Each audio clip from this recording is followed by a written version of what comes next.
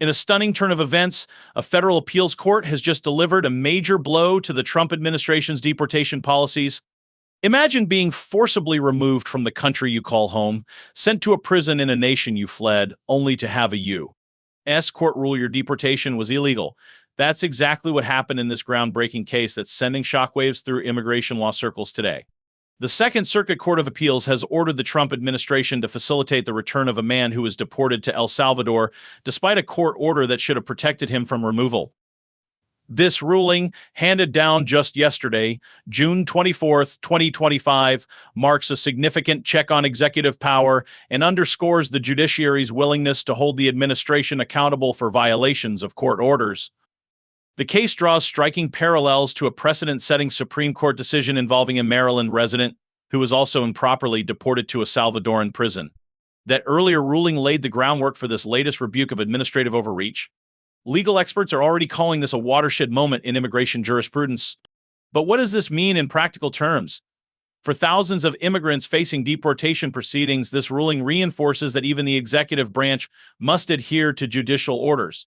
It establishes that courts have the authority not just to block deportations, but to remedy situations where those blocks were ignored by ordering the return of improperly deported individuals.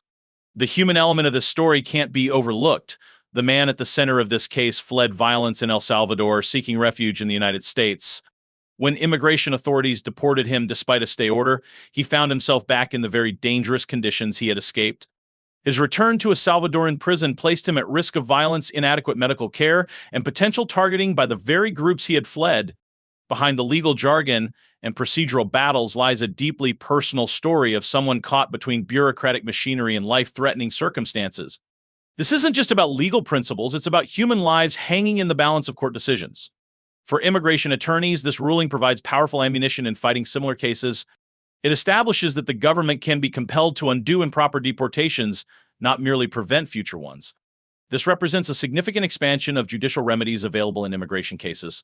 The timing is particularly notable coming amid heated debates over immigration policy as we approach another election cycle. With immigration consistently ranking among voters' top concerns, rulings like this will undoubtedly feature prominently in political discourse. What's particularly striking about this case is how it highlights the critical importance of staying informed about rapidly evolving legal landscapes. Attorneys representing immigrants need access to up-to-the-minute information on precedent-setting cases like this one. A delay of even a few days in learning about such rulings could mean the difference between a successful legal strategy and a missed opportunity to protect a client's rights. This is precisely why legal professionals increasingly rely on specialized news services like Law 360.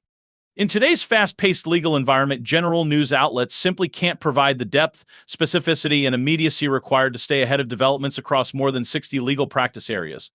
Imagine having over 200 specialized articles delivered daily, written by legal journalists who understand the nuances of complex court decisions. Combine that with expert analysis that contextualizes rulings like this one, advanced search capabilities to find relevant precedents, and real-time alerts that notify you the moment similar decisions drop. That's the difference between merely practicing law and practicing it with confidence and precision. For immigration attorneys in particular, missing a ruling like this Second Circuit decision could have catastrophic consequences for clients facing deportation. The ability to cite fresh precedent can transform a case's trajectory overnight. As this ruling begins to reverberate through immigration courts nationwide, we're likely to see additional challenges to deportations that violated court orders. The full implications may take months or years to fully materialize, but one thing is clear: the judicial branch has reasserted its authority to check executive power in immigration enforcement. For now, one man who was wrongfully deported will get a second chance at making his case from within U.S. borders rather than from a Salvadoran prison cell. And for countless others in similar situations, this ruling offers a glimmer of hope that the legal system, despite its flaws, still has the capacity to correct its own mistakes.